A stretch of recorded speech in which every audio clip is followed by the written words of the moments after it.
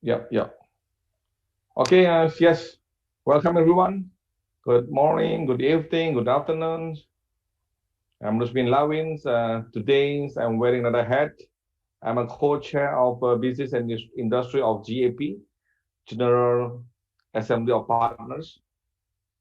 General Assembly of Partners are independent. It's an independent multi-stakeholders platform that was set up at the initiative of the World Urban Campaign to support stakeholder engagement and contribution to the UN Habitat 3 process. Okay. I was invited and forced by Danielle to join this force.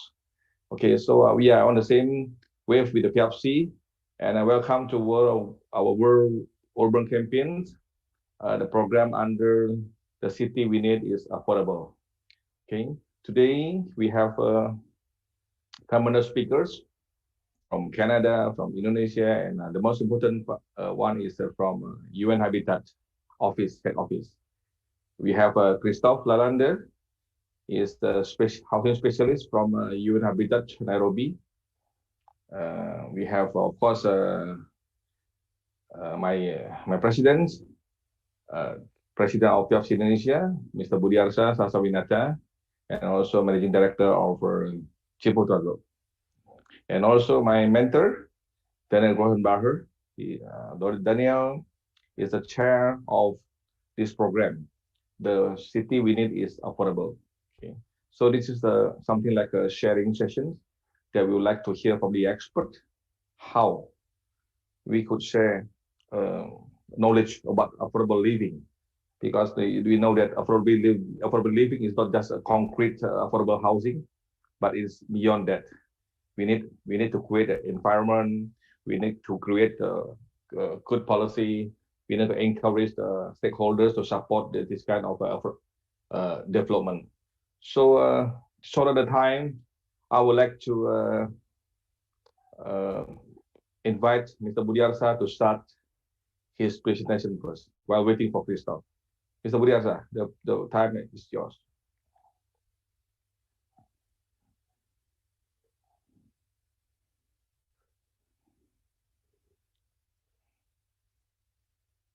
We cannot hear your voice, Mr. Budiarsa.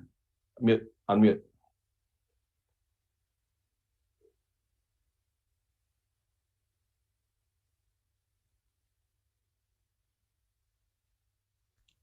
Okay, can you Yes, see? yes, we can hear that. Yeah.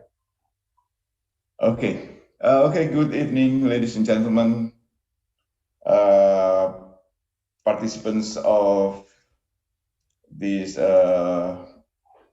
workshop. I am Budiarsa Sastrawinata, Managing Director of Ciputra Group, and also the President of FIABCI Indonesia.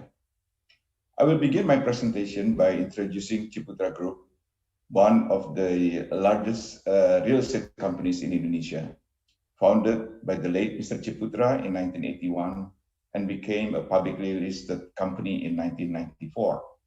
Ciputra Group, with its 40 years of experience in real estate development, has more than 100 projects spread across 33 cities in Indonesia, as well as China, Vietnam, India, and Cambodia. Many of our projects are large-scale integrated sustainable townships. Some of these townships have development areas ranging from 1,000 to 3,000 hectares. Today, I will share our experience in two of our signature projects as solutions to affordable housing development challenge in Indonesia. Citra Raya project, started in 1994, and Citra Majalaya project, started in 2015. Affordable housing development challenges vary across geographies. The Indonesian real estate market is strongly influenced by the size of its population, which reached more than 270 million in 2020 and has an annual growth of 1.1%. As the population grows, the need for new housing will also increase. Despite the implementation of the 1 million house a year program by the government of Indonesia since 2015, the housing backlog is still increasing. More than 80% of housing projects in Indonesia now are constructed for low-income people. it is clear how important this group is in shaping the urban areas in Indonesia. The housing market in Indonesia is not only influenced by the existing market condition, but also by socio-political factors, environmental factors, and the regulatory landscape of the country and cities. In Indonesia, financing of affordable housing is divided into two categories. The subsidized low-cost housing, a government-subsidized program with VAT exemptions, subsidized down payment and interest rate for consumers, and infrastructure financing scheme incentives for developers. However, there's an annual quota and strict requirements to qualify for the scheme. And the second one, of course, the non-subsidized low-cost housing. Speaking of affordable housing, we firmly believe that an affordable city is not merely about housing prices or subsidy-receiving houses for low-income people, as per the government's regulation. Rather, it is about the livelihood of major group of residents from the time the first purchase of a house, manage their mobility, acquire basic necessities, and create a lifestyle, transforming the city into an integrated place of affordable living. To shape up the affordable living concept, a large-scale development of affordable housing is needed, followed by massive selling efforts and development of population base. Large population creates demand and supply that drives economic activities, which then increase the welfare and purchasing power of the people. Such economic development will increase the value of the area and attract higher demands. New business opportunities will come and the whole development can grow and be sustainable.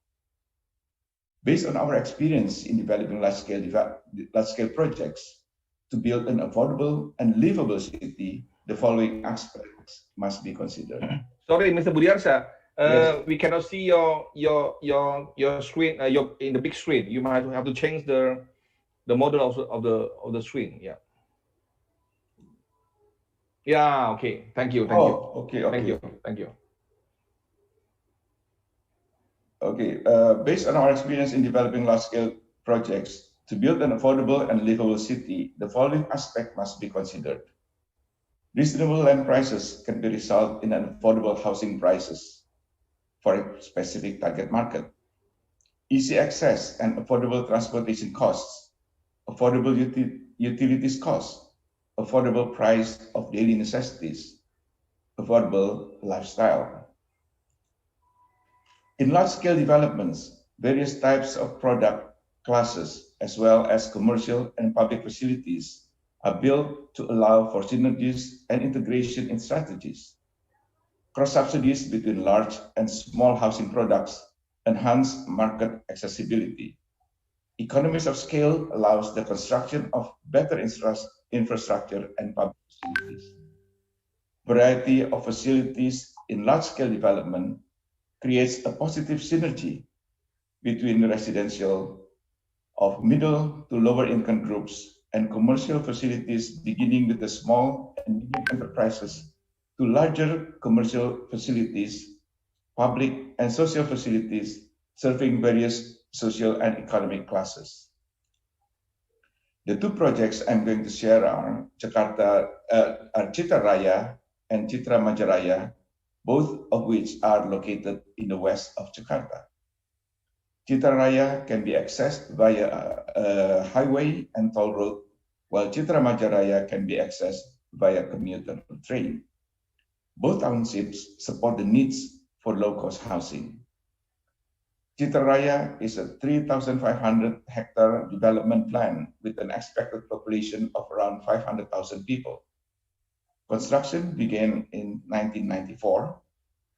The project is located approximately 40 kilometers west of Jakarta and can be reached by toll road and highways. Created to meet the needs of the low and mid-income market, the prices ranging from 2,000 to 200,000 US dollar, more than 25,000 housing units have been built. Currently, more than 1,000 hectares has already been developed, and more than 100,000 people are now residing in Citaraya, making it a vibrant urban area. Citaraya is located in the fast-growing industrial area, which provides a huge potential market for housing demand by a large number of low-income people. With reasonable land prices, Citaraya was able to start developing affordable housing for low and middle-income market.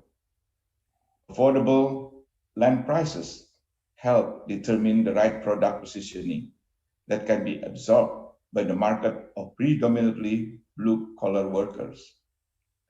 In Citaraya, we are the first company who engaged other small-scale, low-cost housing developers to build and sell properties in the allocated parcel of land within our development. As part of our corporate social responsibility, we are giving the opportunities to other smaller companies to take part in the large-scale integrated development project. Affordable house pricing is the key success factor in building a new township. To achieve this, building size, the use of local source building material, and appropriate construction method is considerably low labor costs need to be regarded. The concept of urban settlements for a variety of social classes allows affordability of housing prices to be carried out by cross-subsidy of the low cost by the middle higher housing. This has been done both at Citaraya and Citra Majaraya since the beginning of their development. As land prices continue to increase, a transformation from a landed house to low-rise apartment was carried out to achieve a land to housing price ratio that remains affordable.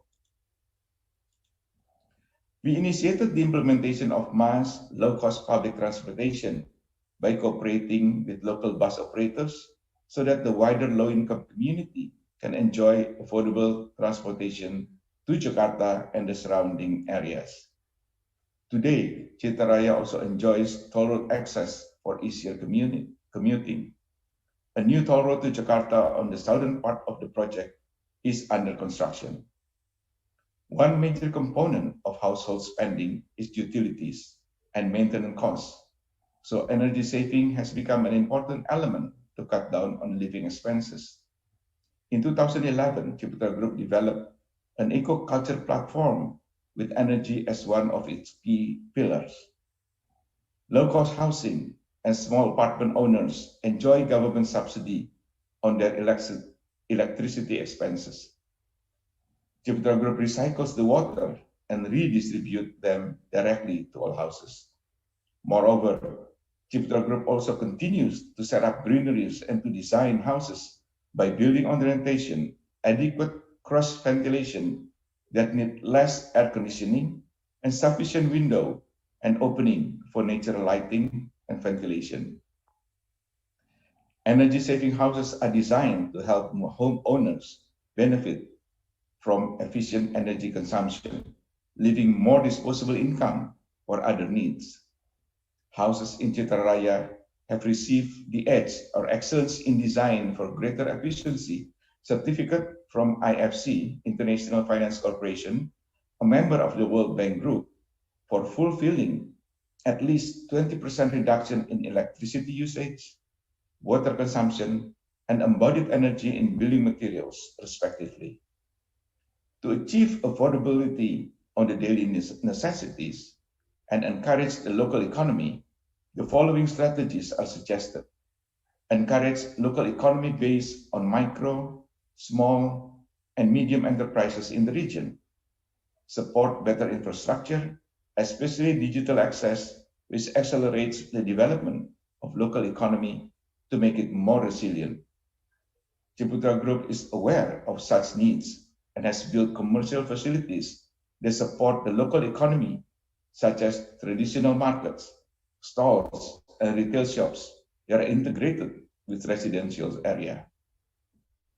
As time progresses and economic activities grow in Citaraya, we have built a modern market that sells affordable daily goods, as well as commercial areas and shopping mall so that residents can fulfill their needs nearby. To create a healthy, prosperous, and happy community, Ciputra Group provides facilities and creates programs and activities that encourage a healthy lifestyle, both physically and socially. One of the pillars of the eco-culture movement is to build an environmentally conscious culture through community-based activities, such as a fun run, aerobics, cycling, and others encourage positive social bonds to create resilient community. To ensure sustainable growth of a new urban development, the housing area must be well integrated with supportive facilities such as social, educational, health, and commercial. Initiatives were taken to build easy access to business and shopping area for a large group of people. In Citraraya, the provision of facilities is in line with the housing growth. This cannot be separated from the character, culture of the local population, so that it can economically run, grow, and build strong community resilience. Our next project is Citra Majaraya, a 2,600 hectare project that began in 2015. Located approximately 70 kilometers from Jakarta, Citra Majaraya is projected to accommodate a population of up to 300,000 people upon completion. Citra Majaraya began selling houses of affordable houses and mid-sized housing market with prices ranging from $10,000 to $70,000 US. Today, more than 18,000 units have been built and sold. A similar approach to Citraraya was carried out in Citra Majaraya. Low-cost, medium-sized houses and shop houses were sold at the beginning of the development period.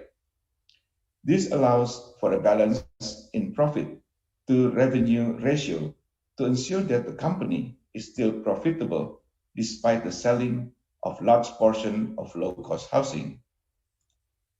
Unlike in Citraraya, Citra Majaraya benefits from the low land prices through our partnership with landowners.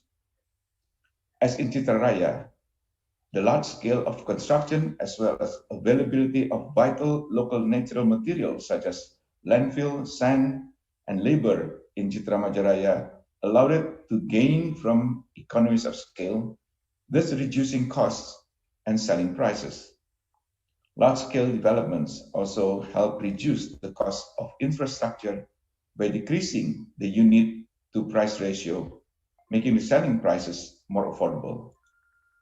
In contrast to Citraraya, Citra Majaraya has already an access to low-cost commuter train, which allows the community to commute to Jakarta and its surroundings and allows the housing development in this new area to fill up quickly. With a location which is passed by the train network, Citra Majaraya is developed into the so-called transit-oriented development or TOD concept with Maja Station at its hub. This helped boost Citra Majaraya's first year's sale of 8,000 units in access to Citraraya. It is also expected the number of units being sold and occupied in Citra Majaraya are higher and faster than Citraraya's in the years to come. To create environmentally friendly products and to continue Ciputra commitments to eco-culture, Citra Majaraya also built houses which are EDGE certificate. According to FIABCI assessment, in a typical housing cluster development, by adding 4.7% cost for the houses, these houses can save more than 30% from its consumption in water, electricity, and embodied energy in building materials. So with a payback period of less than 2 years. Our experience in Citraraya has proven that it is necessary to build shopping and commercial areas that consist of both modern as well as traditional facilities. To encourage new economic activities, Ciputra Group took the initiative to give incentives for startup businesses in the project area by providing free or subsidized retail spaces. As in Citraraya, community-based programs have become the norm. Meanwhile, at Citra Majaraya, community-based activities continue to be more and more popular and engaging for its residents, thanks to the social media apps that help the process smoother. City-scale developments such as Citra Majaraya are planned comprehensively to ensure even distribution of population, infrastructure networks, and facilities. Synergy and integration are carried out by opening up access and connectivity to the surrounding areas and expanding the scope of commercial center services from within the area. A healthy and positive social cohesion is expected to take place with surrounding settlers.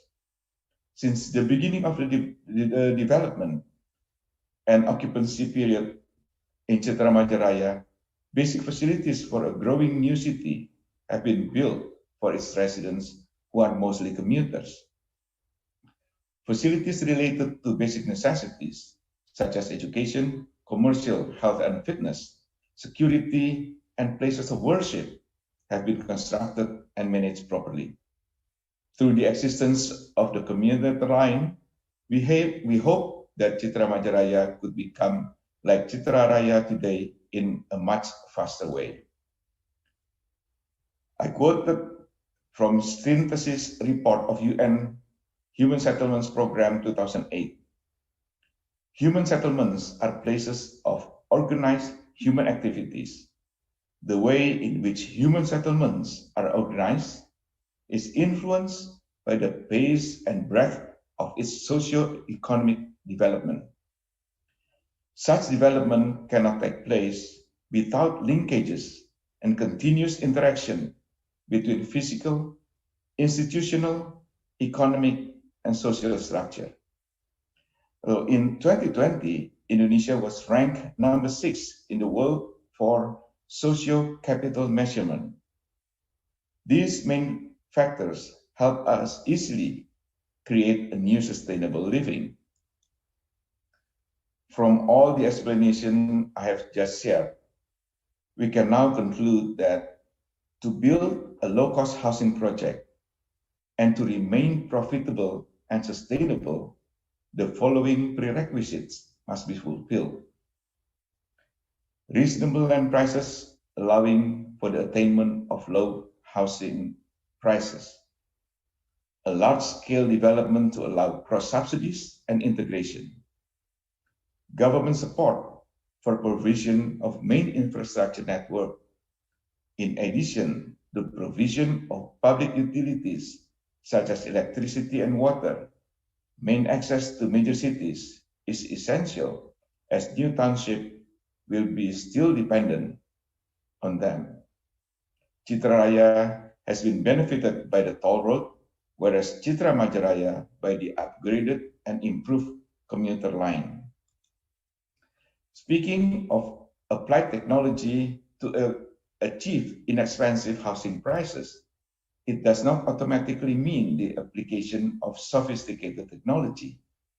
Instead, the use of conventional construction technology, which is labor-intensive, can still be applied in cases where labor cost is still inexpensive and the speed of building construction is not the main target.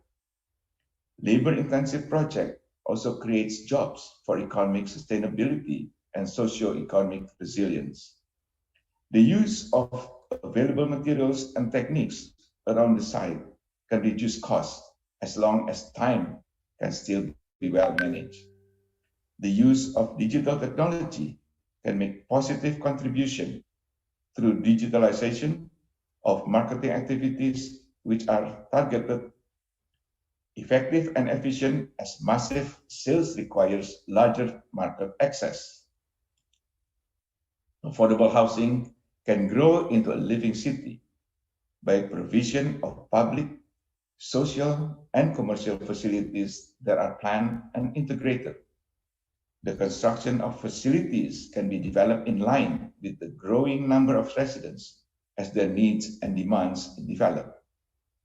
Arrangement of social community embracing activities such as group sports activities, mutual efforts in preserving the environment, encouragement of healthy and environmentally friendly lifestyles from the school to the community level.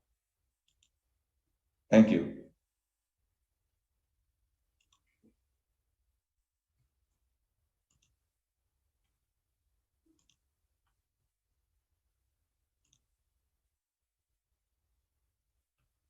Thank you, Mr. Budiarsa. Thank you for opening our eyes that we can see that affordable housing is just a small, tiny concrete house, but it's more than that. Beyond that, it's about create a living.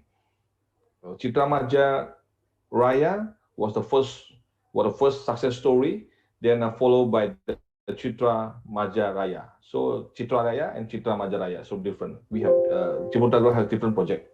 The first one is Ciputra Raya. The second one is ongoing is Ciputra Maja Raya. So this is the difference, and quite successful, and we can use it as one of the role model when we even start scalable development from affordable housing as a trigger until scalable township, something like that. Okay.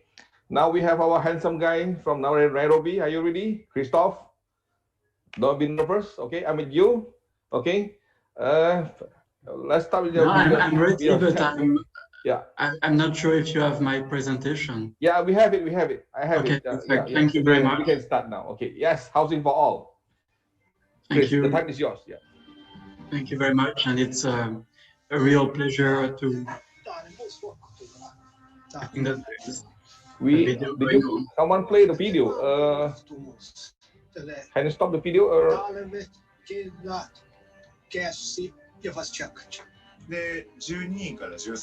Randy? まあそれぞれ友達同士で集まってでみんなでそのなんていうまあ気持ちよく楽しく暮らす。We have technical problem here. Wait.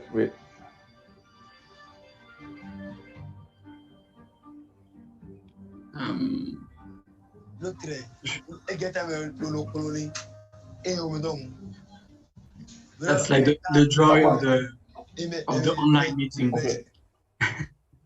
Yeah. Start now. Yeah. No, sorry about that. But I mean, just to say before there is a PowerPoint, I'm very, very happy to be invited by FIABCI. So a big thank you to Danielle for a kind invitation, and also to our colleagues from FIABCI and from Indonesia. It's a real pleasure to be here. So I'm the lead on housing at Habitat. And of course, most of our work is to provide support to member states, to national governments, also like mayors, to inform them on the right to adequate housing. But also, we really want to work with the real estate sector and the private sector overall, that are like a very crucial partner in the provision of affordable housing solutions for the low income. So I'm not sure if it's possible to pass like the next slides, please, because I don't have control on it. Yeah, Randy. Yeah. But basically, what I wanted to show as an introduction in the first couple of slides is that as a UN organization, as UN Habitat, we're actually not building housing units. It happens, but it's sometimes an exception in very specific contexts, in the context of reconstruction after a disaster, after an earthquake, or when people are being displaced. But what we really do as a UN organization is to work together with decision makers, with governments, in order to promote and protect the right to adequate housing, and also to prevent forced evictions. So these are like a couple of slides explaining and showing our key framework documents, and we could like pass to the next slides. So this is the Covenant on Economic and Social Cultural Right that is defining the right to adequate housing. Next, please. But we also, of course, as many of you know, have this framework of the Sustainable Development Goals.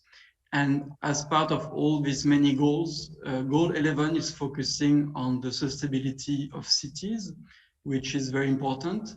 There are different targets in this goal. The first target is focusing on the right to adequate housing and the provision of affordable housing.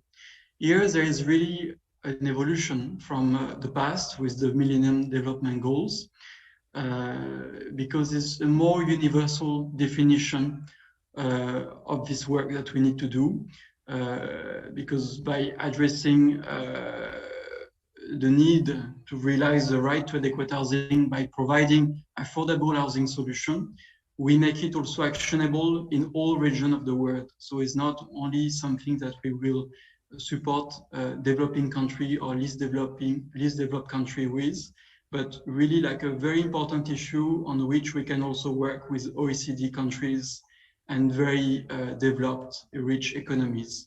Issues of housing poverty exist in absolutely every country and every city of the world, no matter the economic growth of this country. Next slide, please. Of course, the New Urban Agenda, and we could pass also to the next. The New Urban Agenda is also giving us a framework for us to work on urban issues globally, and also on the issues of housing. The right to adequate housing is very well defined in this document that was the main outcome of the third conference of Habitat that happened in 2016 in Quito. And in this conference, all the stakeholders participated and contributed to the drafting of this agenda, which is giving us, for all stakeholders working on housing and urban issues, a roadmap to work on these goals to provide adequate housing for all. Next, please. And finally, this one is basically our approach that we had prepared in preparation also for Habitat 3 conference, trying to define how can we explain and translate the principles and criteria of housing adequacy and affordable housing in the overall context of sustainable cities and sustainable urban planning. This housing at the center approach is making this effort to really consider the provision of housing as one key sector out of many sectors in the city. The previous speaker very rightly mentioned the importance of the provision of urban infrastructure in order to provide affordable housing with access to transport, sustainable planning, public spaces. These are all urban dimensions that need to be connected to housing in order to successfully realize the right to adequate housing. We could, next, please. Next. In our view, housing is really a key vector for social and economic inclusion. This is really important, and when we can approach housing in this way, we really understand that when we work with national governments, with partners, we don't only want to try to influence the housing sector, but really looking at it in connection with different aspects of the welfare system. So housing is an opportunity to create wealth for economy, for the countries, by working with the industry in terms of the production of building materials, with the real estate sector, of course. Housing also has a positive impact in terms of employment generation, but also revenue for the public domain. Housing, more importantly, is also a very important vector for social inclusion. This is what is providing a home for family and the basis to find a job, to be well located in the city and to access the opportunities that cities can offer. So this is a very central part of our thinking about housing. Next, please.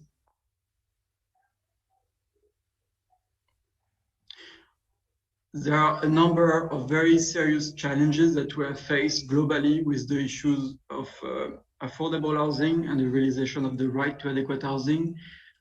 It's really a global challenge. We don't have one part of the world that is more spared by this type of issues, and this is really an issue where we need to work on collectively with all member states. It is estimated that we have today 1.6 billion people living in inadequate housing conditions. This is a very, very large number. we have like about 800 million people living in informal settlements, in slums, but globally, 1.6 billion people living in inadequate housing conditions. By that, we mean people that are living in the street or living in houses who don't have access to basic services or precarious housing units. In the past year, with the global pandemic, we have seen that these poor housing conditions were particularly affecting people living in those houses, where they were requested to stay at home to be protected from the virus. It was really challenging for them, and they were made more vulnerable than others because of their inadequate housing condition. We are also aware that 2 million people around the world are forcibly evicted from their homes every year. And this is like a real challenge. Evictions can take different types of forms. You have lawful or unlawful evictions, people living in informal settlements with their house being destroyed for redevelopment purposes, but also people not able to pay their rent and being kicked out of the place where they live. This is also like causing a serious threat on like the social balance and the economic growth of countries and cities. Also, 3 billion people, I mean, it is estimated that by 2030, this challenge is not going to be decreasing. We estimate that by 2030, 3 billion people, so this is about 40% of the world population, will need housing. I mean, we can do like a quick calculation. There is an enormous need for producing more housing. This will translate in about like 100,000 units of housing a day to be produced. So we are very far from this goal. And this is why we need to work hand in hand with all actors, particularly the private sector, in order to contribute to provide these units. Finally, and perhaps the most important figure that will be surprising for, I'm sure, some of you, that 80% of cities worldwide do not have affordable housing option for half of their population. So this is again showing that the issues of housing affordability doesn't relate to any part of the globe. You know, it's not an issue that is only connected to development issues in the global south. We see these issues in OECD countries and in emerging economies. It also shows that this concept, this definition of affordability of housing is really broad, and it's a universal definition. What can be affordable in New York or in Jakarta might not be affordable in Paris or in Nairobi, and the contrary. And somehow, even if we can produce housing that is affordable in terms of production, the fact of living in these housing units might not be affordable for people, because this will also like include to pay for the energy, to pay for the services, to be living in these places. And this is like also like a critical dimension to take into consideration. When we are talking about housing affordability, in order to be able to compensate this situation, of course, the real estate market and the housing market have a very important role to play, but we also need to be very aware about the impact of public subsidies and like taxation overall. There are like positive and negative impacts of public intervention on housing markets that make housing affordable or not. And this is a rule that we see in all countries and cities of the world. Next, please.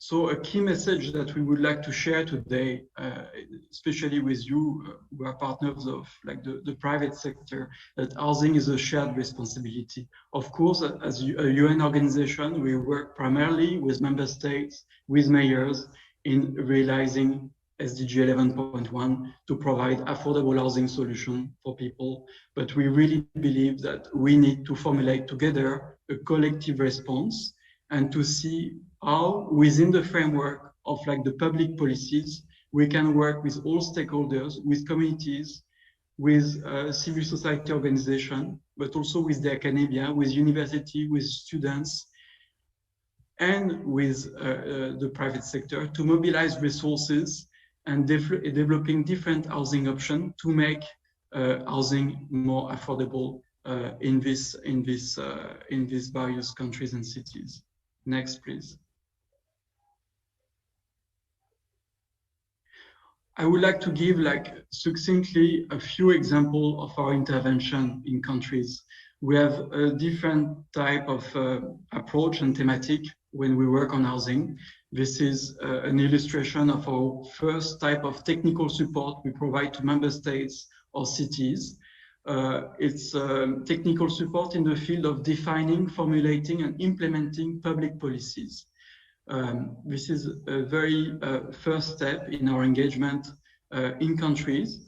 I'm taking this example of Egypt because one of the main outcomes in Egypt was actually a recommendation for the government to create a framework to work hand in hand with the private sector and to create specific dedicated financing facility to support the real estate to contribute to the provision of affordable housing solution for Egyptian people, low-income people in Egypt.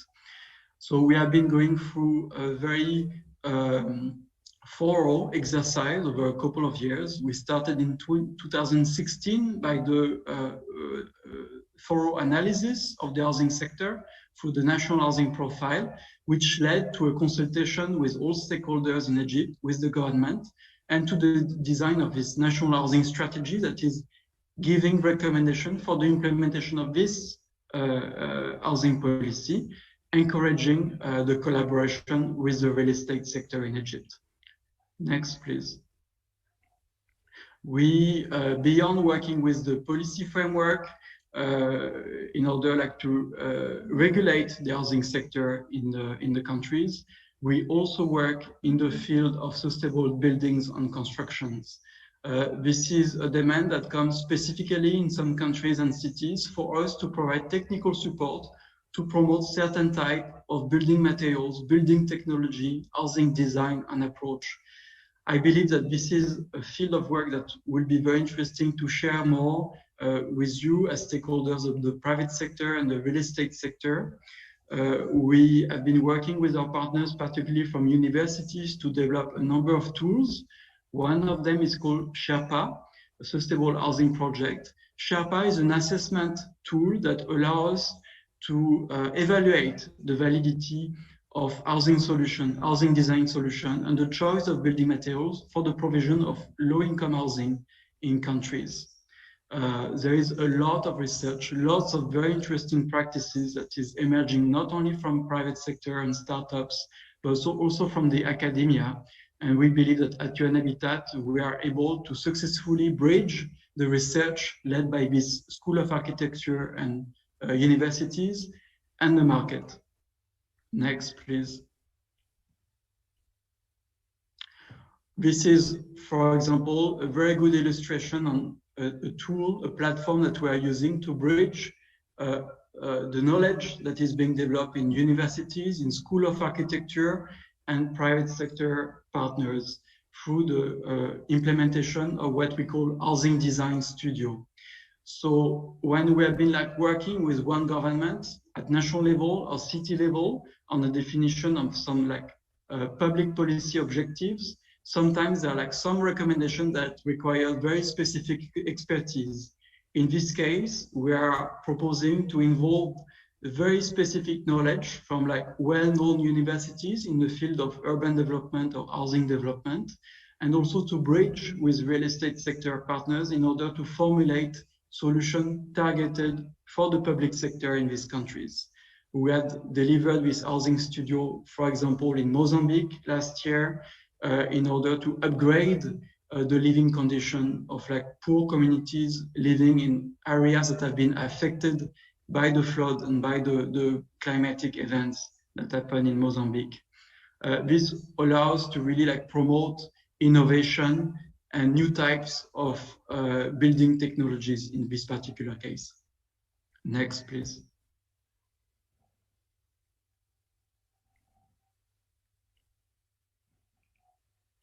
And so we continue also in this field of research in order to identify innovation and innovative practice in the field of sustainable building and construction.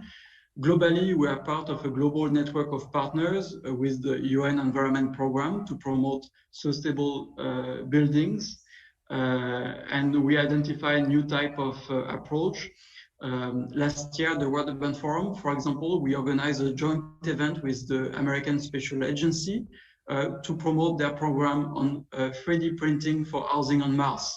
This sounds like a bit quite far from our preoccupation in our cities, but actually by having this type of ambitious project, we can also like lead by example, be innovative, and actually finding solutions that could also be applied for low-income housing with the private sector in cities and in difficult terrain also on the globe. So all these examples show the importance of partnership, but also like bridging the knowledge from the academia, the willingness from policymakers, and the investment and the risks that are ready to take real estate actors. Next, please. So we work at the global level. I refer to the new urban agenda, but also like to the right to adequate housing that are like offering very clear roadmap on how to work together with partners to provide affordable housing solution and to realize the right to adequate housing globally.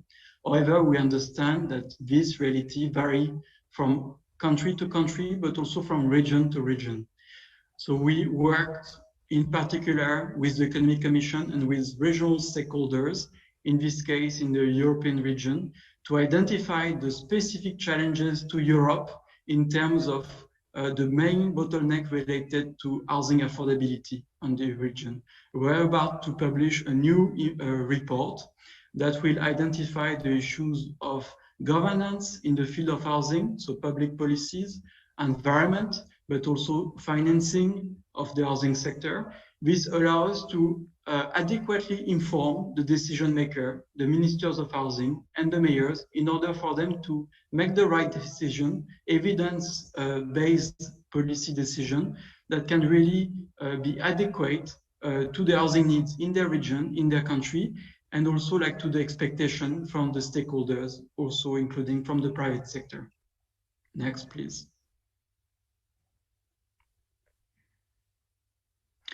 This year, in the context of the pandemic, we have like perceived at UN Habitat very strongly that access to adequate housing was absolutely crucial for people to be protected from such situation.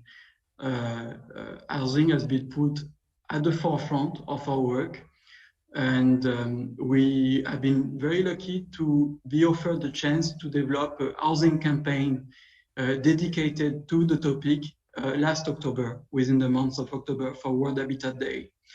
And this is linked to the movie that I shared with Danielle and that I hope we will have time to screen later, that we were able to develop in partnership with IKEA. IKEA is one of our partners from the private sector.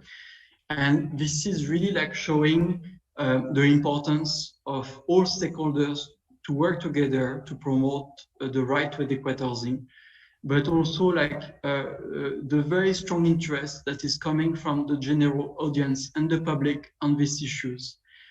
It has never happened that we get like so much positive feedback, but also like so strong interest from a variety of partners on the housing campaign.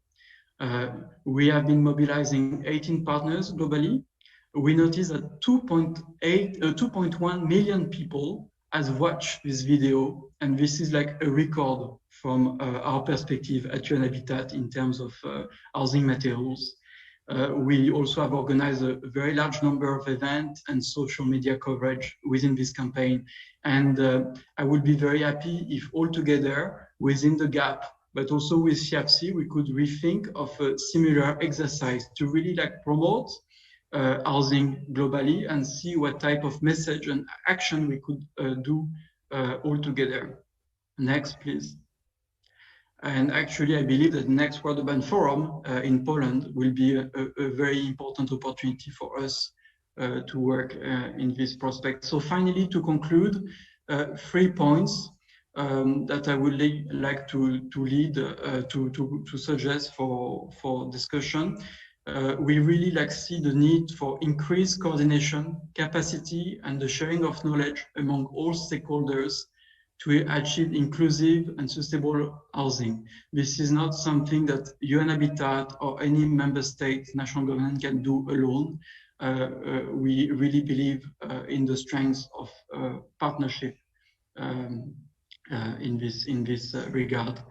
We actually would like to establish a new revived global partnership platform for housing solution that aim to coordinate the very large diversity of initiatives globally. I'm aware, for example, in my own countries, there are lots of initiatives in France from the French expert in the housing sector that will be very valid to be brought to the table of our partners in Africa. And this is something that we would like to promote in this context. So I wanted also to use this invitation in your event to call FIABCI and to call all of you as partners to contribute to this effort. And I will be very happy to continue the discussion with each of you to see how we could really join forces to look for affordable housing solution at the global level, but also in the local markets. Thank you very much. Yeah, thank you, Christophe. Very interesting presentations. You show us the numbers that by 2030, 3 billion people we have suffering from the housing and adequate housing. We see a lot of problems in the world, like government policy, land banks, financings, constructions, something like technology. Okay, and we make sure that you have a FIABCI and CAP and also Danielle support. That's why we are here. We invite you here because we have been doing a lot of things, but seems like we have the structures, our cooperation together. You need our voice. We have because we can scream loudly than you expect before. So I would like to play the video from Christophe. A 2-minute video, very interesting video. Wait. Thank you very much. This is a trailer of a 1-hour movie that was developed by the Human Shelter thanks to the sponsorship of IKEA. And this was developed in the campaign we had last October. Where is it? Wait.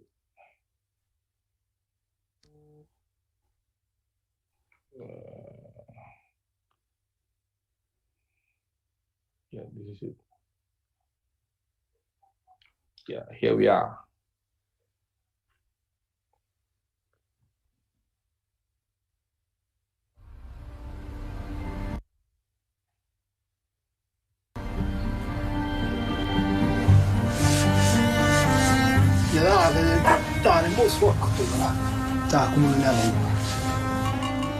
Nuo tälle panka rohtumus. Tälle talvet, kedat, kässi ja fast chakcha. で12人から13人ぐらいがまあそれぞれ友達同士で集まってでみんなでなんていうかまあ気持ちよく楽しく暮らせる家を作ろうっていう。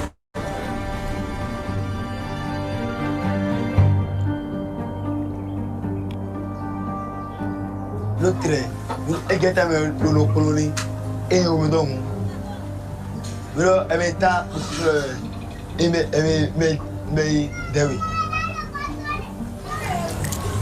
Sumanywa na merindo dido bede.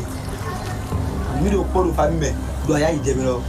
Eno yo, wo ezo mi do po aya ije. هذا عندي غاب جبته من هناك وياي من جيت من صلاح الدين.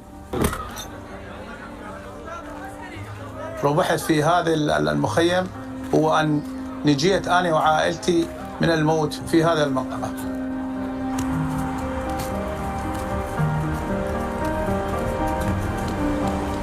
البيت مكاني، البيت مكان الذي أعيش فيه. ساعدوني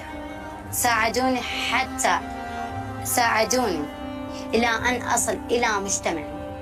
Thank you. مجتمع.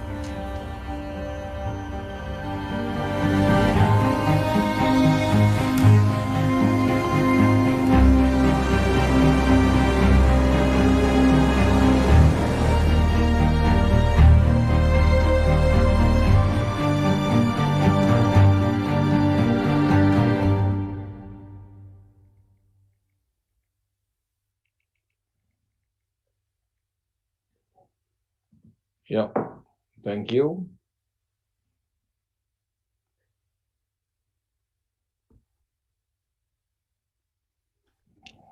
Yeah, very interesting, Christophe. We have a Q&A, but after this, we have the last but not least, our chair lady from Canada, the initiator of this program. Our city we need is affordable. Danielle Grossenbacher, the time is yours. Thank you very much. Well, hello everybody. I will keep my presentation very short. If you can put it on the screen, Rusmin. Yes, I will try. I'm trying now. Okay, very good. Well, I want to say that as you heard from the other speakers, demand is very, very big for affordable housing right now, and because the population will increase, and because also during the pandemic, the economic situation of a lot of people change around the world, also of governments. Governments used to be the ones building affordable housing, and now the private sector has to step in because governments don't have much money left, but they can allow developers to do it. So the first slide, the front slide, just shows that things have evolved in affordable housing. It used to be that the homes built or the buildings were, very dull and look. Right now, you cannot really know when you're, walking in front of this affordable housing building in the Bronx that this is affordable housing only. You don't know who lives there. It can be any social class. Next one, the projected population growth. Well, this is a UN forecast, and as you can see, until 2100, the population will grow, but mostly the blue line in developing countries. The red line is for the developed countries, and you'll see that their increase in population is not going to be huge unless there's massive immigration, which could happen, because the fertility rate in most developed countries has gone much lower. People are marrying later, 10 years later than 20 years ago, like 36 to 38 years old instead of 26 years old. And therefore, they can have 1 to 2 children at most, usually. Next, please. So you will see also very quickly in the next slide, jobs and revenues lost in 2020, that a lot of people either lost their jobs or lost many hours per week. So their revenues dive down. So a lot of people are unable to pay their current rent. There were evictions in many countries. In the United States, there were laws preventing evictions before next summer. But we expect that thousands of families and individuals could end up on the street. Next, please. During that period, also surprisingly, in many countries, there was a rush to buy new homes, especially in suburbs and secondary and tertiary markets, because there is more room. The homes are bigger. There's an extra room where people who have to work from home can actually put their desk and not have their kids running around them while they're trying to work. Also because there's outdoor space, which is important to a lot of people.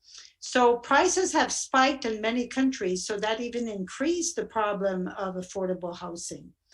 Can you show the next one, please? Affordable housing deficit around the world. This page is actually straight out of a report published yesterday by the Economic Forum. And it's very, very interesting. And basically, you can see that at least 20% of people don't have correct housing. So the demand is really exponential.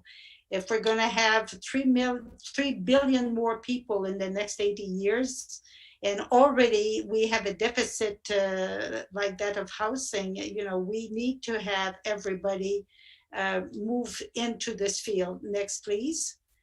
And I believe that's what I wanted to show on the next slide is the private sector and the public sector. Everybody has to work together. The good news is that we now have more private money being involved in housing.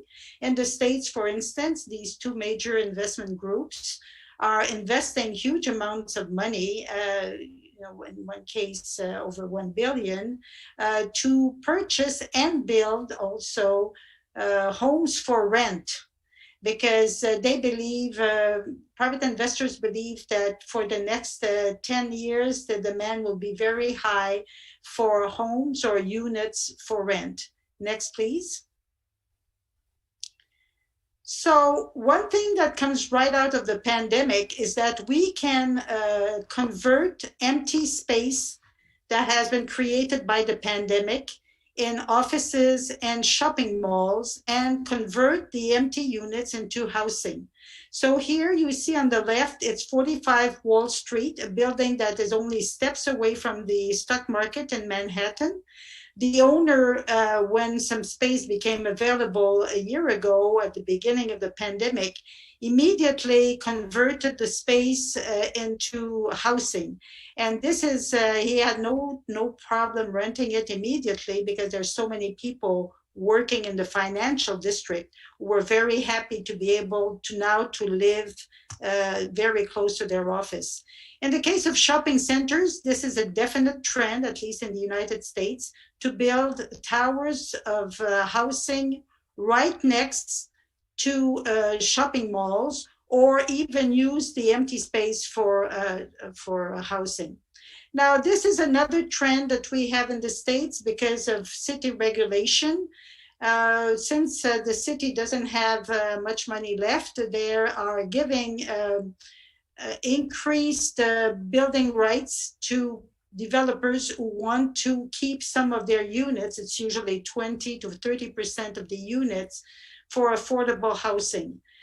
So this is mixing all social classes in the same building. And this building in particular, it's actually 3 buildings. It's called Waterline Square in New York City by the Hudson River in Midtown West. And underneath is the best amenities I've ever seen in my life. Huge amenities, including a soccer field inside. So when you meet people in shorts or in their bathing suit, you don't know how much money they have in their bank account, and you can really mix better. Please, next. So also, I think a lot of builders and associations have realized that it's much better to build in the close to transportation and all services. It used to be that many years ago, lots of governments built entire communities of affordable housing outside the cities, far from transportation and services. Now the trend is exactly the opposite. There's a subway station right across from that building. In the middle, there is a medical office, so you can have services on the spot. And underneath, there's a huge market and many, many stores that people can access easily and can mix. Next, please. You now have much nicer design for affordable housing. These 3 complexes were realized, were designed by a California firm that specializes in affordable housing. So I think if you look at this, you have no idea of who lives there. And that's actually the best. So you don't have this big reaction, not in my neighborhood, because it's going to make it ugly. You know, this is really very nice modern design. Next, please. So you also have now the trend to quicker construction because we need billions of homes very quickly. We have to think of quicker ways of building. We cannot always wait for 2, 3, 4 years to build because of all the permits and everything. And most cities now recognize this need. So on the left is a prefabricated, actually a student housing built with prefab units. And on the right, you see a single home built with prefab units also. Next, please. And a very interesting new trend in cities around the world is to build with shipping containers. If you live close to water, you must have seen thousands of shipping containers sitting there on the wharf. And it's because a shipping container is only used, I'm told, 2 years, because after that it's not as good. So here are shipping containers, 1.5 shipping container used on the left for a private home. And on the right, you see a project in Asia of using shipping containers to do a huge building. And I think it's colorful and it's very creative. And actually inside there is light and there is a good ventilation. So this is an idea that would be cheaper. I'm told you can buy those shipping containers for from $2,000 to $4,000, and then you just make the holes and do your design. So that's a system that could be used in many places around the world, especially in terms of natural disasters when you have to produce something very quickly. Next, please. So green space is very important. Everybody says that if you have contact with nature, you actually feel happier. So the picture on the left is actually the underground green space created as Essex Crossing, which I showed you earlier when I said local, central location. So here the light comes from the sky through pipes, and it is accelerated and enlarged by mirrors, and there are about 5,000 plants that have been able to grow under Essex Crossing. And in the right, it's the tendency to have a green garden. When you have a large complex, you need a green garden somewhere so people can meet, talk, and relax. Next, please. So here, this is something that struck me. I mean, believe it or not, this has been done by the same architect studio of California that I mentioned earlier. This is the new home of 52 formerly homeless people. I don't think you would believe that. You'd think it's a theater or something. It's really something grandiose. And in the middle, they have done a community space. And the residents, the homeless people who moved in to have their permanent home now, which is changing their life completely, they asked that this space be up from the street because they were concerned about their security. So really the architects worked very, very closely with the homeless people by creating this space. Next, please. So to actually,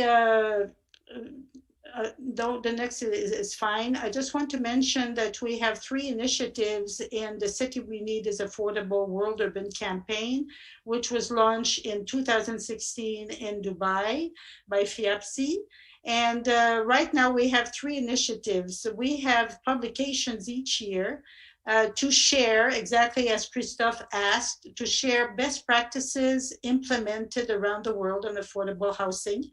Our next publication is scheduled to be launched in Honolulu in October, during Urban October. And the deadline to submit solutions is the 30th of June. You have my email address, dgny22@gmail.com. If you see a solution that has been implemented in your area that you think is creative and nice, and it's fully done, you can send me the link to the person who's responsible, or send me 2 or 3 pictures, 2 or 3 paragraphs, and the business card of that person. We'll publish it on 1 page free of charge. The second initiative is the urban-thinking-talks.com. So this is a website where you'll find our 4 first publications, and you can listen to over a dozen urban talks. So if you would like to contribute a talk, or you know of somebody who could speak 15, 20 minutes on an interesting urban topic, please contact me and we'll be very pleased to arrange that. And that's also free of charge. And the third initiative is the webinar series. Today is our first webinar. We'll have 6 more in 2021 to share solutions to affordable housing. So Christophe, I hope you can join us for some of these. The next one will be from Hawaii, where the close cooperation between the developer and the city enabled the developer to build 2 huge towers of condos, and 60% of these are affordable, which is amazing. And the city is so excited that they want the developer. They actually proposed 6 new projects to the developer for affordable housing. So this is the end of my presentation. Thank you very much. And we welcome your questions and your input, and everything we do is free. So you don't need to worry. Thank you. Yes, thank you, Danielle. Very insightful. At least, Christophe, now what we have been doing for the last 5 years, Christophe, you have to be you have to invite us to join as your main voice, as one of the pillars of this, to make this type of housing worldwide successful. Okay, we have a lot of requests to share the Christophe, Budiarsa, and Danielle's presentation. Of course, we will send you by email tomorrow, and we just have some comment. Any questions? You can raise your hand. Anyone?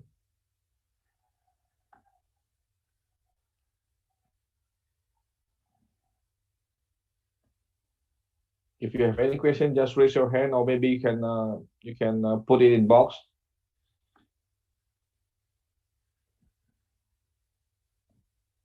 Miss Danielle, the homeless, you share what is mode of payment.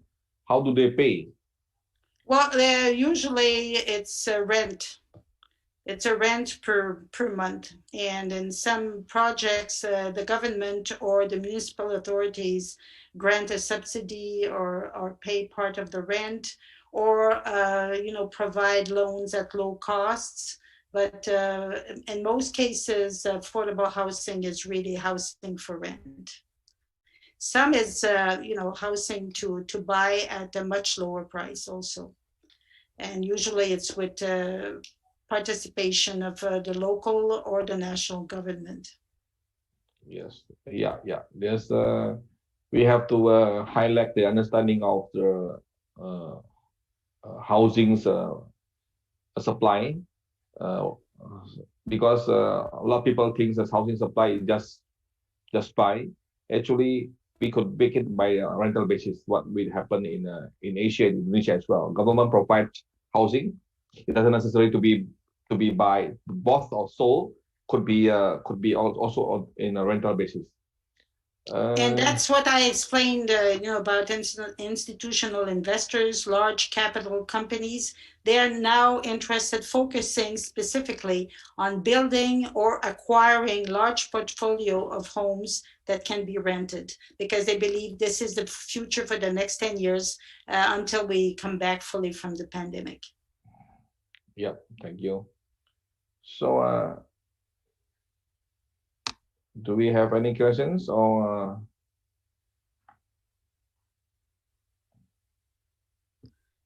We can say bye-bye. Oh, no. Yeah. Okay, Christophe, I have questions for you. Do you have any question currently? Yeah. Do you have any specific? As a question, yeah. Yes. Currently, do you have any specific projects that happening in a certain country?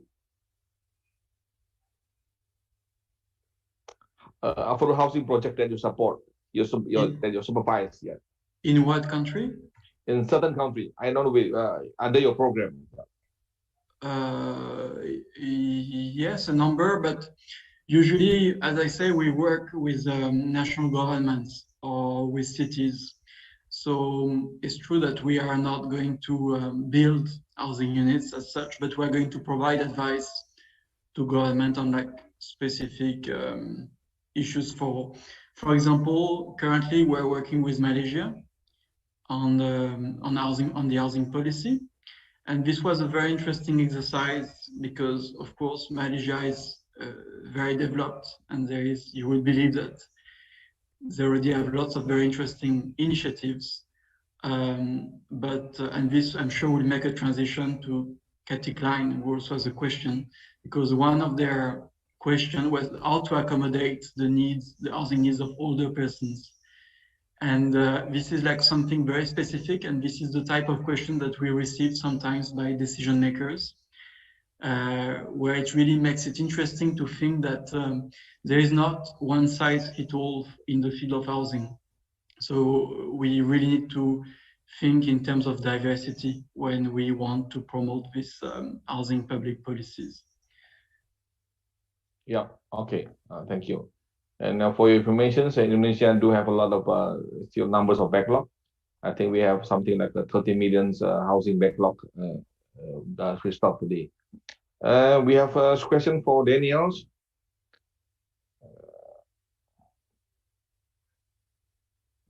Yes. Yes.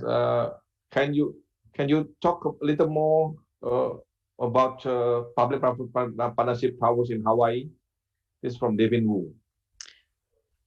Yes, actually, I can tell you that the developer, Mr. Timothy Yi, is actually a pastor who, when he realized the housing needs of his community, decided that he had to roll up his sleeves and take a shovel and do some building.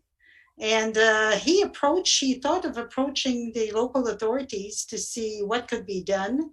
And because he had decided to build exactly in the center of the city, closer transportation and all services.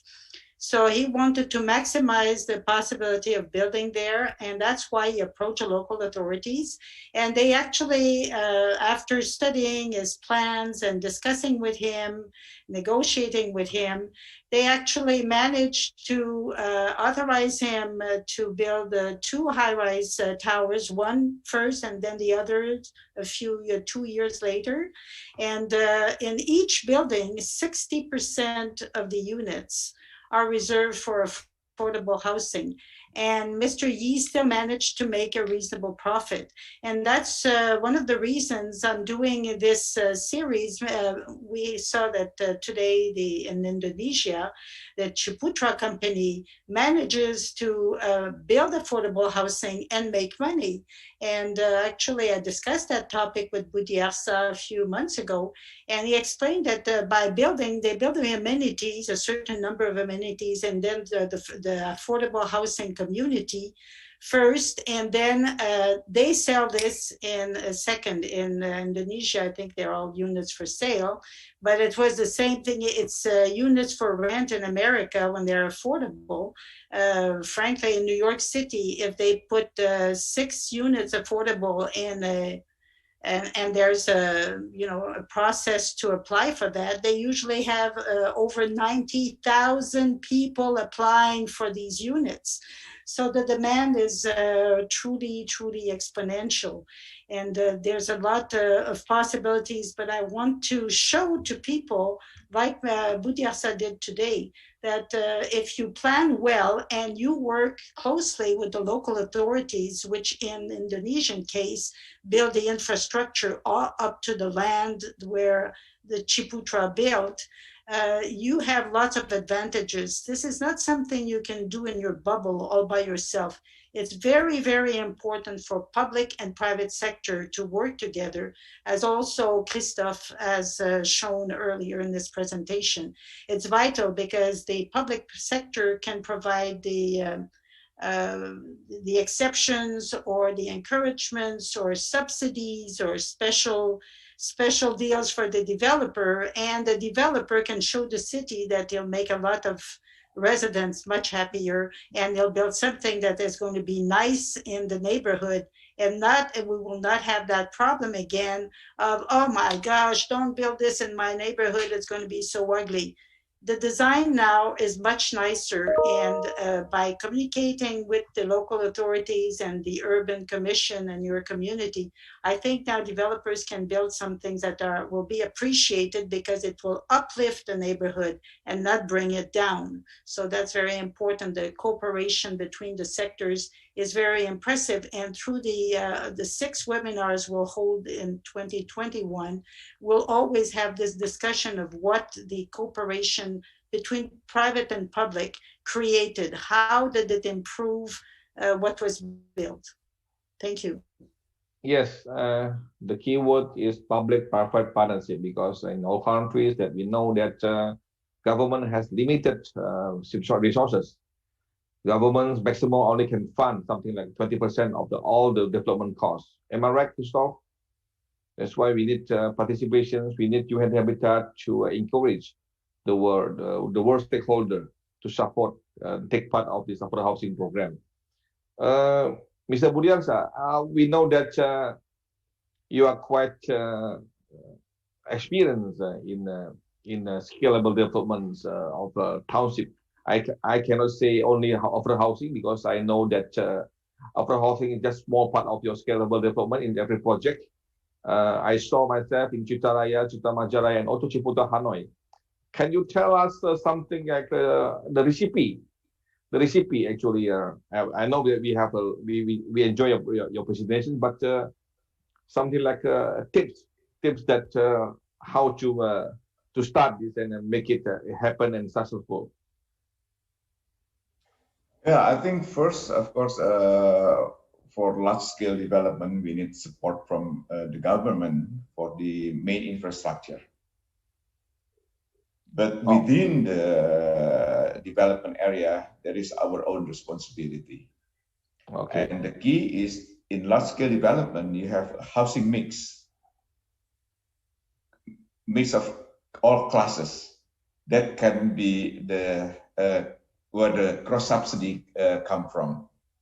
Because if you have only a small scale development, you cannot have a full facilities, be it public facilities or social facilities, to be built within the development. But in a large-scale development, you can have all the facilities, you can afford to build all the facilities that can be shared for all segment of the market. Okay. So you don't build the facilities only for the low cost or only for the high end, but like if you already build a mall, it's open for public. You build a school, it's open for public. You build other facilities, it's open for public. Yes, yes. So the key is a large-scale development, so you can have a cross-subsidy between all products and support from the government for the main infrastructure, and also all the incentives from the government is also applied to our development, like the financial scheme that the government gives to the development, what the government developed, like the VAT exemptions, the subsidized interest rate and down payment. That also applied if we build in our project. So people have a choice to buy in government project development or in the private development project. So again, the key is in the integrated large-scale development with the support from the government. That's the key. Yeah, thank you, Mr. Budiarsa. Christophe, I have a very classic question for you from the audience as well. But we know that in many cases, like in Vietnam, in Indonesia, in Cambodia, we face a lot of demands. Okay, we say, let's say we have, let's say Ciputra Group, when they launched their first project, there will be a demand something like 2,000 SKU, 2,000 numbers queue. But at the end, because some of them are informal workers, okay, they earn from something like a hawker, they are something like doing a part-time job. That's our most problem when we try to supply and make them bankable to get the loan from the bank. Is there any other solution from the UN Habitat about this for informals, something like informal workers? Well, that's a very interesting point. I think that, you know, it goes beyond the questions on housing. I think that relates also like to the organization of the welfare system and like the, institutional framework. I would like perhaps refer to what is now going on in Kenya. For a couple of years, the national government in Kenya has declared like 4 national priorities, one of them being housing. The others are education, employment, and health. So it's very interesting because you would see that when the government does that, it's really like considering housing as part of the welfare system in the making. And as part of the housing program, I was really interested to see that they wanted to, via the housing development, to formalize the informal. This was like their expression. They wanted to formalize the informal because they wanted to involve in like the construction process, the informal workers that are usually producing like doors, windows, window frames, workers like in the building sector. And through like this public intervention, they wanted also to have this type of credit where like informal workers were taken outside of the informal market. This is like one part. And I would also refer to a previous question on the chat, but this will also like echo Mr. Budiarsa's comment earlier about like large scale development and mixed use. There are like number of solutions to provide housing solution for people living in informal settlements or very low income settlements. And I think that indeed it requires public subsidy. Of course, I mean, you can generate profit by mixed use.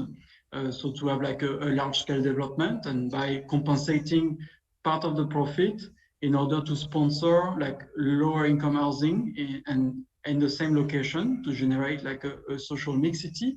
But we also believe that it's very important that the public sector is subsidizing also like the costs in order to compensate the market. This is again what is happening in Kenya in some of the projects that are being proposed by some of the developers. Of course, the developer have a role to play, but the market only cannot like assume the cost of this that relates directly to the welfare system. So it's a very important question, but again, I think that it goes beyond the scope of the housing sector only. It's really a society vision for national government. Yeah, I understand that it's a cross-sectors problem, but Christophe, I can tell you that we are people on the ground that doing this job, but we are facing this kind of a serious problem because if you're talking to the bank is bank. Their job is making money, but if our customer is not eligible, they don't have something like yes, they have works because something like I give example, construction workers, they don't have a monthly basis income. They only have daily basis income because we pay them by job. You come, you get job, you get paid. Okay, so this kind of job is not qualified to the bankers when they submit the loan. Just for your information, we have a lot. Something like a hawkers on the street. We know that they are making something like something even 50 or 6 something 20, 30 $30 per day. But they are eligible. Actually, we know that they have income. But when you submit them to the bank, bank will check definitely. They say that they are not eligible.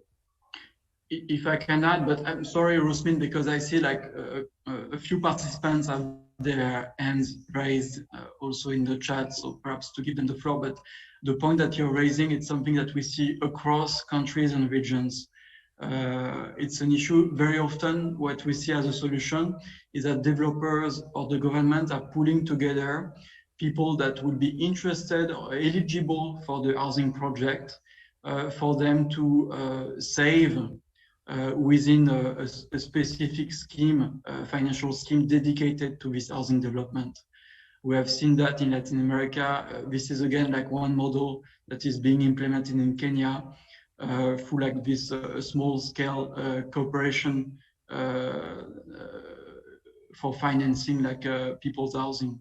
So it's interesting, and many times you will see that through this housing project, actually, this is an entry point to bring people outside of the informal sector. So not only from the informal settlements, but from informal economy. And this is, again, we see like the power of a very well-designed and coherent housing sector. It goes beyond housing. It's really like offering a different future for people. Okay, thank you, Christophe. We can discuss this later in the future. Vanessa, yeah, your time is yours. Hello, you can hear me? Yes, Vanessa, please. Yeah. I thank all the speakers first of all, and I'm really, in line with what Danielle said, because we experienced this in my country and my city, Pune, where the government was looking at making smart cities. So I wanted to know whether this smart city mission is also, addressed by the UN Habitat with the government in India, or what is their agenda with the government in India? Because we were working on the same thing here in my city, and the smart cities, they, faced challenges because it was very necessary to include public-private, partnerships. And because most of the states, most of the land was owned by the private sector and the public sector. So in the mission for smart cities, this is where the challenges came in, because they could not fulfill or work on their plans, because both the sectors were involved, and there was some kind of challenges faced in the negotiations and owning the lands and everything. So I just needed to know how the UN is taking it up with this in India. Yeah, Christophe, did you get the point? Yes, and I somehow know the initiative in India, but we are not working, at least not from my perspective. We need to inquire with our colleagues from the regional office. But at the time we had discussion with the government, at my level, we are not contributing. It's not, we are not intervening if we are not invited by the government to intervene on specific issues. And India, again, is also like a very specific case, because there is a very strong know-how on this urban development and housing issues, and they are doing really well on many fronts. But I will thank you for raising this point, because I will discuss that with my colleague from the regional office and also with our counterparts in India. It's a very interesting project. I'm sorry I don't know more about it. And thank you, Christophe. And I really like to, contribute or, give any assistance from FIABCI towards this mission. I'm really, very impressed by FIABCI taking this up with the United Nations. And I look forward to contributing and assisting you all wherever necessary. Thank you. Thank you very much, Vanessa. Thank you, Vanessa from Pune. Okay, we have a question from Philippines. Karen Aranas, does UN Habitat have a plan to study the situation of the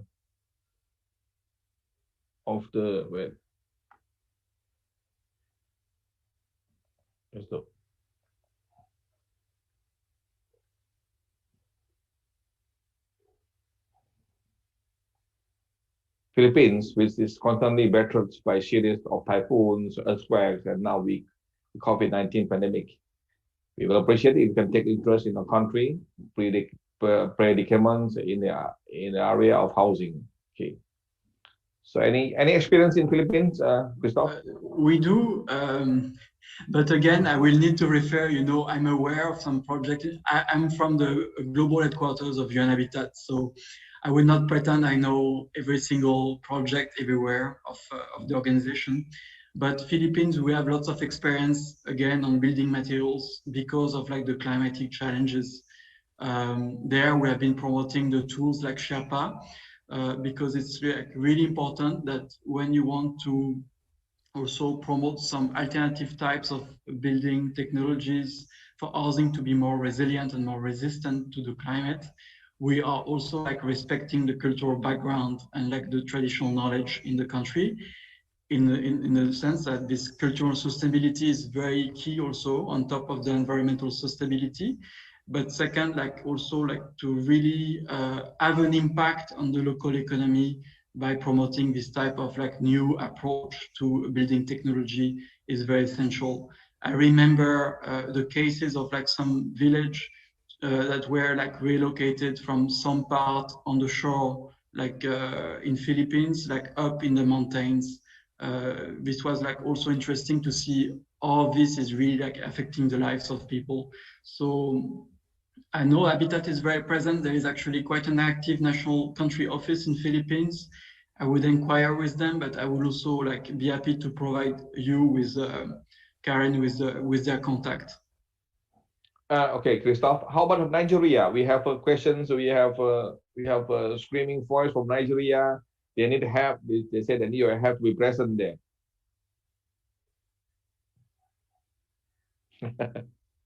Nigeria. So we are very present in Nigeria. Again, I know that our regional office for Africa is one of the largest program of UN Habitat in Nigeria. It's an interesting country, as you know, because it's also very rich economically, and there are lots of opportunities also coming from the private sector. Some of our best experts on housing finance on the continent are actually coming from Nigeria. They are very well versed on these issues. So yes, will be indeed important that these efforts go in the right direction and that we prevent this type of frustration. It's always a challenge actually to manage the forces of the housing markets and to really like channel them towards common good and public good in these countries. Some years ago, we produced a report together with the African Development Bank that we drafted at UN Habitat in my office on the analysis of housing markets in sub-Saharan Africa. Nigeria was one of like the case studies, so it was very interesting. And it's really that at Habitat, we really want to try to harness all the potential of this private investment towards the public good. And I hope that we can continue working towards that. Yeah. Christophe, I have a request. We need your support because I saw that you have 18 partners, okay? 18 partners. I need some partners that involved in construction technology to be our speaker in the next series. Do you agree, Danielle? Because technology or construction is one of the barriers when you want to speed up the affordable housing development. Okay. Yes. So yeah. I agree. Yeah. So we need your support. Maybe we will pick 2 or 3 of them as our speaker in the next series about how construction technology today can support the affordable housing development. Okay. We have Catherine Klein from GAP, my colleague. Kat, any questions for us? You look very fresh today. Yeah, unmute your speaker, Kat.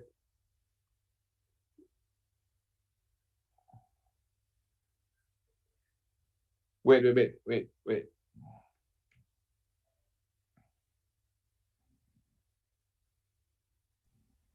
Great, thank you. Yeah. Christophe alluded to it, but we didn't really talk about it. And that, thank you.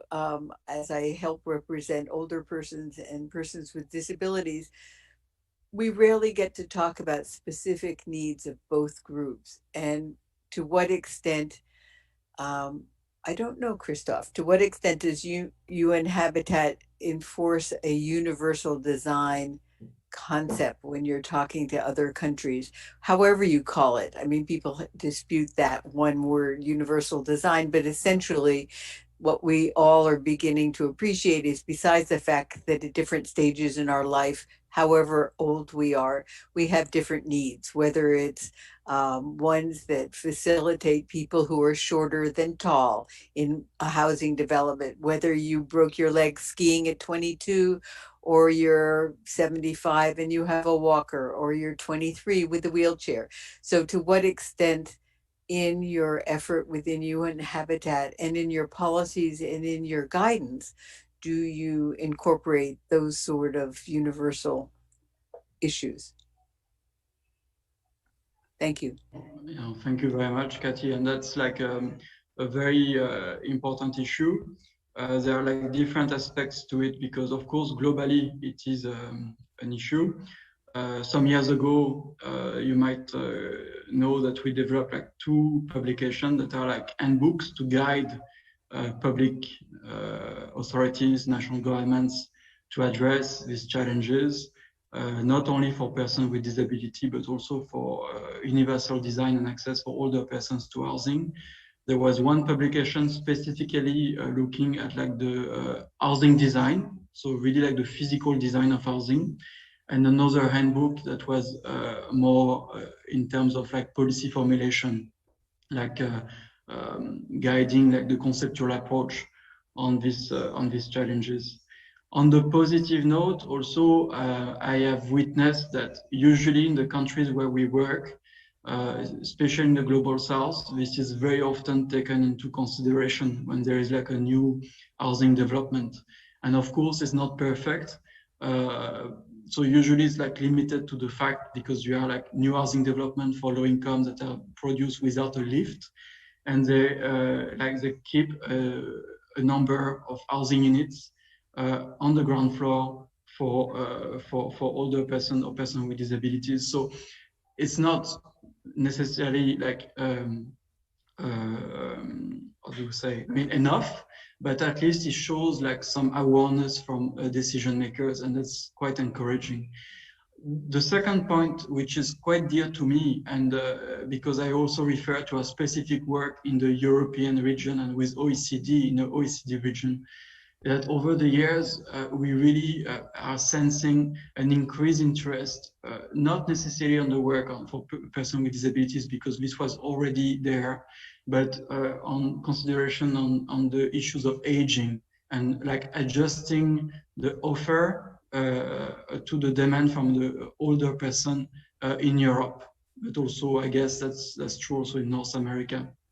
And this is like really like taking a prominent part now in our work with the Economic Commission for Europe in terms of design, but also in terms of finding like the right public policy so that housing for older person is not only produced outside of the city, but that we can also like rethink urban policy to produce housing for older person at the center of cities so that they are close to services. I mean, this is like in a couple of years that will be like the future for many of us. I mean, many of our parents, for example. And we can see a bit the paradox with having like lots of city centers without much life in Europe, while, you know, the only options for housing for older persons are usually in the suburbs. So this is like something to see. I'm aware that increasingly real estate sector are engaging in this niche of housing development. And this is interesting. And I think that this is a great platform with FIABCI to work hand in hand on that, because I think that's also like a great opportunity for investment. What is being offered today to older persons in OECD cities or in European cities is not adequate to their need and to their expectation. And I think that we can be much more ambitious in that. Yeah, Christophe, please send us some information, because I know that not all countries that involved as a partner of OECD. Okay, I know that OECD in Paris. So Ramon, you have any questions? We are waiting for you. Yes. Hi, friends. Congratulations for the speech, Christophe and Danielle and Budiarsa too. It's very interesting. But now I am very worried about the planet, because if without a planet, without economy, it's very interesting to know. And my question is for my friend Budiarsa, because he's a developer, and every time having a lot constructions in Indonesia and other countries in Asia Pacific. And my question is, what is being done to transform waste, or what policy exists today? The waste. The waste, yeah. The waste, yes. Yeah. Sampah, yeah. Yes, because it's very interesting for us, because I know, for example, in Spain, at this moment, there are companies that work the transformation of the waste. Okay, but which is the policy now in Asia about this question? Because it's very important to have a planet more clean. Sorry. Ramon asking about any practices about the waste energy, but waste energy, how to waste energy. Yeah, yes. Yes. Now what we are doing is in the smaller scale that we do it in our own project. That like we separate the waste, and then we do the composting. Then we use for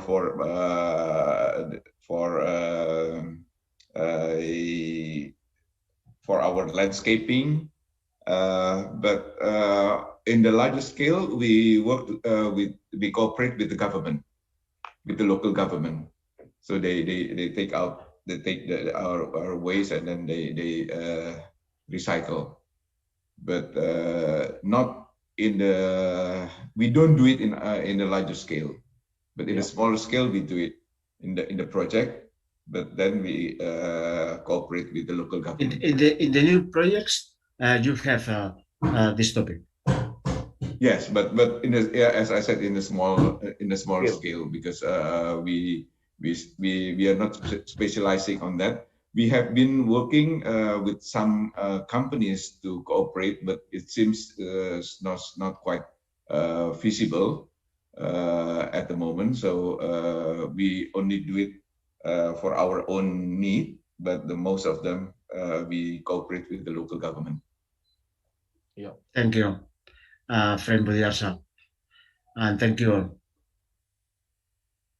Yeah, Ramon, I can say that in a larger scale, it's taken care by the local authority, like city or agency. So they collect all the garbage and put in one places. Then they separate it, and then they turn it into energy, something like a power plant. Yes. Yeah. No. The more easy is transform the waste in energy. Okay, but for me the more important is not waste. Huh? Because at this moment we have a big opportunity for to change of the policy of the planet. Because I think so that this year, in a pandemic year, all people thinking about. Yeah. It happened. Yes. The planet need another policy at this moment. Yeah. And I think so that UN Habitat and UN have a big responsibility, and the countries too, and the governments and the governors too, that to change. Yeah. I am very worried for my planet. Yeah. Very worried. We appreciate if we can get sort of elaborate and try to cooperate with you with some of the new technology. I am very happy. Collaborating with you. Sure. Budiarsa, you know. Yeah. Ramon, I know that you have a friend that's doing this waste energy. I will put your friend as our next speaker. No worry, okay? You get Danielle's promise, because we need this kind of knowledges that can help the world and support the SDG program for you. Okay. Thank you. Okay. Because sometimes we cannot go too far on the technology itself. Because as I mentioned earlier, like because technology is not only internet. Technology, I think construction technology that you mentioned earlier. I think so. The technology is a good tool to help to the planet. Yeah, it's a solution. Yeah, it's a solution for the planet. Okay. Yeah. No, what I meant, if we are using the high tech of construction way, maybe it's not quite feasible yet. Yeah. Especially in Indonesia, where labor cost is still relatively lower, and also we don't have the time constraint. We don't have the 4 seasons, so we can work all year round. So we always try to compare like the prefab to save times, but in the end, the cost is more expensive. Okay. But on the environmental issues, on the energy saving issues, we still do it. As I mentioned earlier, we got the certificate from FIABCI, even though it costs us more extra cost. We mentioned earlier as one typical cluster development, it costs us about 4.7%. But in the end, there are some savings in the energy use, in the water usage, but it pays off, of course, the return after a few years, but we still do it. It's not compulsory. I know it's some other developers, they might not do it, but we don't mind to sacrifice a little bit of our profit, but we are going to the environmental friendly development. Thank you, thank you, thank you. Thank you, thank you. Okay, we almost, Daniel, we almost reached 2 hours. My God, is yes, it is very interesting movie. I can say that about the affordable housing movie. We have a lot of stars like Ramon from Spain, Budiarsa from Indonesia, all the stars of affordable housing. Thank you, Christophe, for your insightful presentations. With your permit, I will share all the presentations to all the audience because they need a lot of knowledge and information from UN Habitat, like you show us just now. And Danielle, please say some word to close this webinar. Thank you very much. I saw there was a question for someone asking how the homeless are paying for their units in that beautiful building. I will call the architect and find out maybe from the architect or the developer. And I took the name of the person who asked. So thank you all for attending. We will let you know when will be our next webinar in May. As I mentioned, it's going to be the one from Honolulu, and we're going to go around the world with different solutions to affordable housing problems. So stay connected, and we'll be very, very happy to inform you and to share solutions that are very creative and effective from around the world. And Kathy, I'll try to find also somebody who specializes in the older person's design for one of the webinars, and I will inform you. I think it's a very important topic, especially in the northern countries, developed countries, and the population is aging very quickly. So I think it would be interesting to have architects, designers, or urban planners tell us about it. Thank you, everyone, and I hope you have a wonderful weekend. Bye-bye. Thank you, bye. Thank you. Yeah, ciao. Yeah, okay, bye. Thank you, Christophe. Bye. Bye-bye.